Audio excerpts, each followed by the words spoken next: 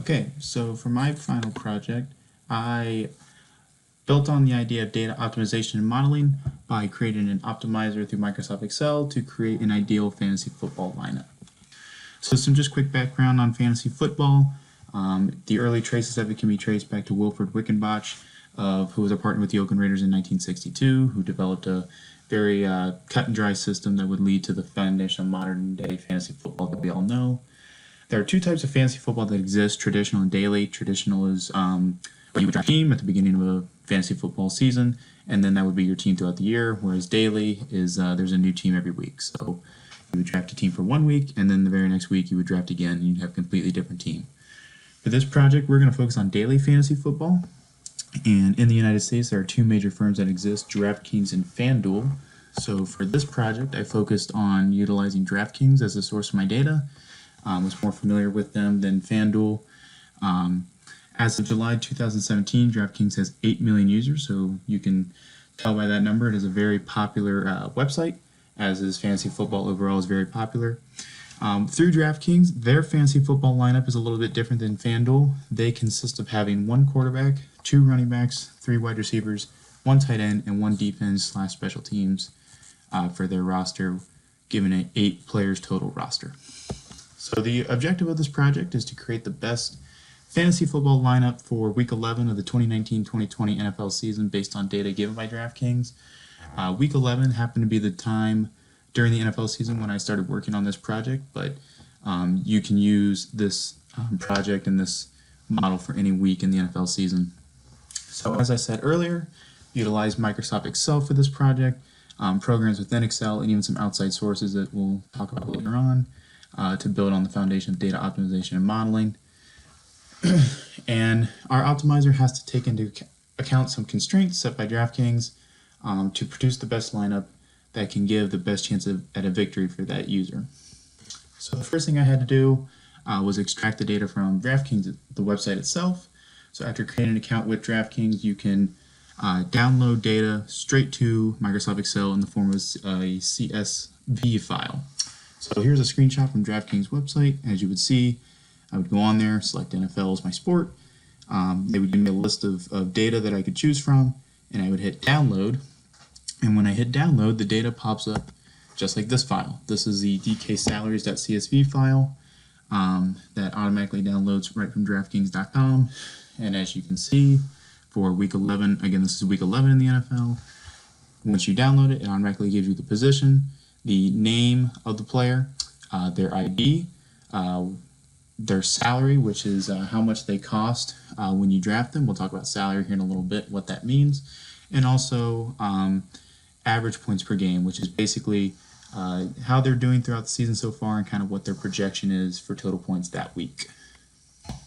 So once I had that data downloaded, I kind of had to clean it up a little bit. First, I organized the data by player position. So I organized it by quarterbacks first, then running backs, then wide receivers, and the defense/special teams. And then after I did that, I also sorted it from greatest to least based on the average points per game value. So as I flip back here, as you can see, this is just a small screenshot, but all the quarterbacks are organized first, and then they're organized by greatest average points per game value to smallest.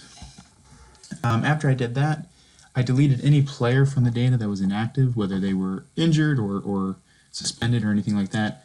I didn't want our optimizer to be skewed or invalid, so I deleted them from the project.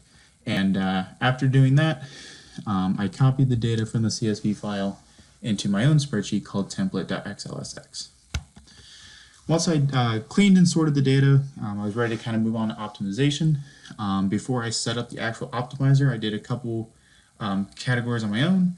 I created a column called ratio, which divides the average points per game value by salary of each player, basically to show you how the player is doing and how many points they can earn you based on the salary that they are rated at. Next, I created a column called rank, and rank will be the indicator that our optimizer will basically run off of. And once our optimizer runs, we will reference the rank column to pretty much see which players belong in our lineup. And those columns can be found on the template spreadsheet. Here's a screenshot of that spreadsheet. And as you can see, here is the ratio column. So again, the ratio column is taking the average points per game value and divided it by salary. And then the rank column right here, again, will be our indicator variable, basically what our optimizer runs off of. Before the optimizer even runs, there will be all zeros. And here's a little foreshadowing into the answer. This is, after the optimizer runs, and it gives us an alert here in the rank column. This number 1 indicates that whoever this player is will belong in our lineup. So the last step, pretty much before running the actual optimizer, I had to set some references and constraints.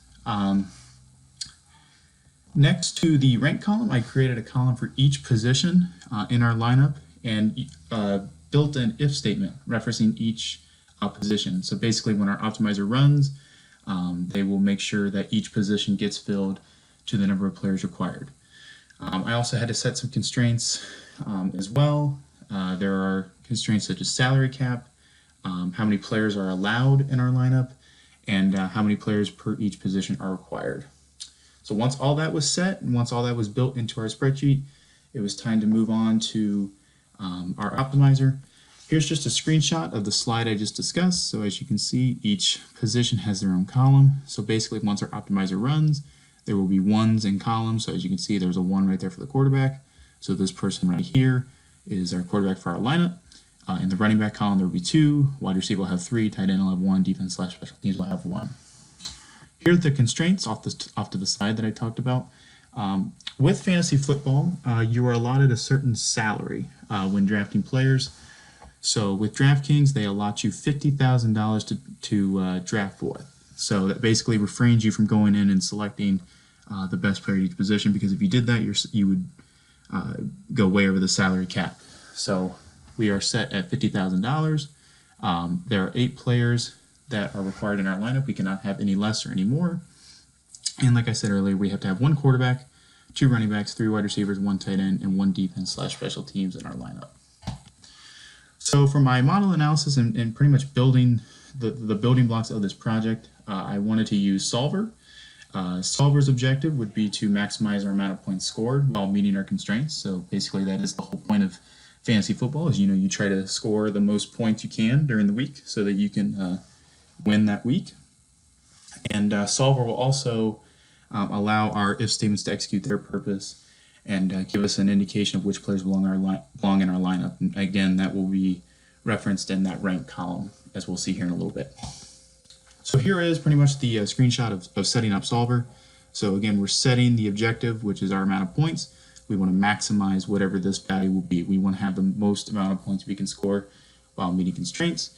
Again, the indicator and what our optimizer runs off of is column L, which is our rank column. So constraints, we're setting the rank column as our binary variable. These constraints right here, the equal to, are over here. So this cell, once our optimizer runs, has to be a 1. This has to be a 2. This has to be a 3, so on. And then lastly, this one right here, the less than or equal to, is our salary. So our salary cannot go above 50,000. Of course, it can be less, but it has to be either less than or equal to 50,000. It cannot go over. So once I tried to use Solver, I realized that I had too many decision variables for Microsoft Excel's Solver. They only allow 200 decision variables, and my data had up to, I think, 370 around that mark decision variables. So I realized that I had to upgrade my programming. So I utilized OpenSolver, which is an Excel add-in found on the course website through Moodle. And it is very similar to Solver, as you'll see here in a little bit. It said, instead, the difference is there is a greater limit on the number of decision variables I can use in my optimizer. So I kept all my constraints and all the other variables the same, just now I'm using OpenSolver. So here's a couple screenshots of OpenSolver in Excel. Once you download the add-in, it will go onto the Data tab and it'll pop right up here in the far right corner.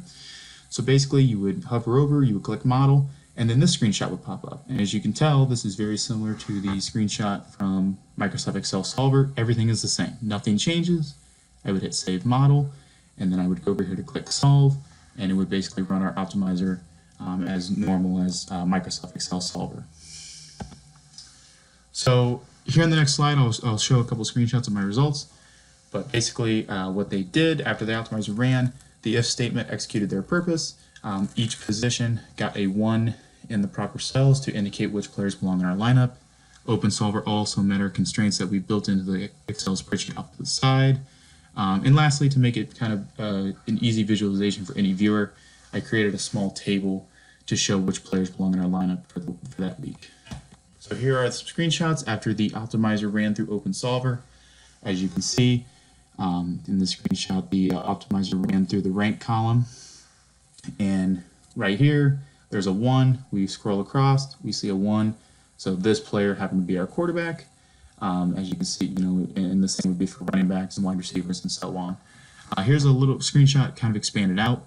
So again, here's the 1. We scroll over, that's a quarterback, and we kind of scroll over, and we notice that that player is Jeff Driscoll. So Jeff Driscoll would be our quarterback based on the information provided by DraftKings for that week. And then right here is meeting our constraints that we built in. So we stayed under the salary cap. We have exactly 8 players. We have each position filled to the required amount. So based on all that, the maximum amount of points we can have is 169.27 points. And then at the very end, like I said, if I were to submit a lineup to DraftKings, here is the lineup I would roll with. The ID is basically this allows DraftKings to recognize which players you are going with. So you couldn't type in their actual name, you would have to type in their ID. So that's just for DraftKings purposes. There's a lot of capabilities with this type of project, but throughout this project, you're able to take a systematic approach to customize an ideal lineup based on information provided. And to do that, you can utilize if statements to accurately run an optimizer so that the number of players per position is filled, and we can also meet other constraints. And then also utilizing solver, which in this case using OpenSolver, to optimize data into a formula and simplify analytics so that we can take a large amount of data and create a very simple lineup through a couple of simple programming steps. However, there are some limitations to this project. Even though OpenSolver creates this ideal lineup, they create it based on the analytics. But they do not take into account personal preferences. So let's say, for example, you're a very big New England Patriots fan and you want Tom Brady as your quarterback. You're going to take Tom Brady and then you're just going to make adjustments with the rest of your lineup as you go. So obviously OpenSolver does not take into consideration your personal preferences. So that is a big limitation on this project. It doesn't necessarily guarantee a victory because there's a lot of outside factors that can happen. A player that you have in your lineup could get hurt very early on in the game, or they could just have an underwhelming performance. So it's very possible that things like that could occur. So while it's very likely that you could get a victory, and it's the highest guarantee, it's not exactly a certainty that you would win that week in fantasy. And then, again, there was restrictions set by DraftKings themselves, mainly the salary cap was the big one. And then, again, not all players and teams are available. There's 32 teams in the NFL. Every week, 6 teams are on a bye week, which means they do not play. So we cannot select those players from the teams that aren't playing. And also, we cannot select players that are injured or suspended or inactive for any other reason. Overall, there were a couple of challenges in this project, but none major enough to where I couldn't finish it. Basically recognizing that I had to come up with a simplified process to take a large amount of data and create an ideal lineup, and that was found through the if statements, the rank column, the ratio column. That really helped kind of simplify the whole process. Also making sure that I identified all the required constraints, again staying under the salary cap, making sure I have 8 players in my lineup, and also making sure that we maximize the number of points. And then lastly, deciding whether to minimize variable cells or upgrade optimizer. As I said earlier, I deleted some players that were inactive, so I already had cut down on my variable cells, and I realized I couldn't go any further. So I had to turn to upgrading my optimizer process, which led to OpenSolver, but luckily OpenSolver is very similar to Microsoft Excel Solver, so that process was not very hard at all. So that is my project. I hope you all enjoyed it, and I hope you take something away from it. And I look forward to seeing what everybody else does for their projects. Thanks.